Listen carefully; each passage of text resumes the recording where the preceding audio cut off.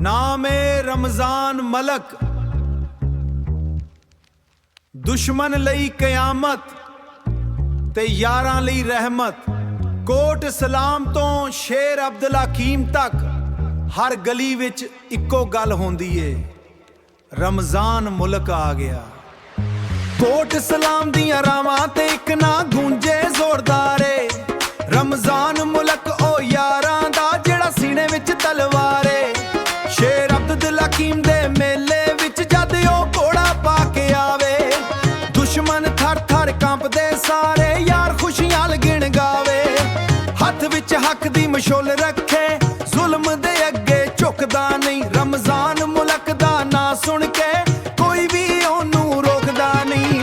रमजान मलक ना जेड़ा दिल विच वसदा ए, शेरे अब्दुल हकीम तो उठ के कोट सलाम ताईं रुसदा ए। रमजान मलक गैरां लई इक आगे,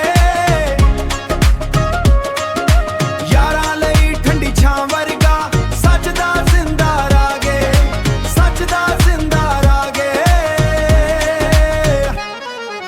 कोट सलाम दी मिट्टी बोले वाया साडा शेर जवाने।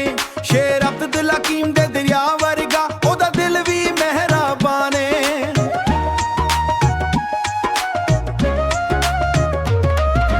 मावां दवां दी शाह होंदी, यारां लई जान भी वारे। जिथे रमजान मुल्क खुल जावे उत्थे डरदे डर बंद सारे। रातां विच जद चन्न चुमके ओ यादां नाल गीत सुणावे, दुखियां दे सिर ते हथ रखे हर जख्मी दिल नू हसावे। कोई कहंदा डाको वर्गा, कोई कहंदा फकीरे, पर सच ए दुनिया वालो ओ जुल्म खिलाफ शमशीरे।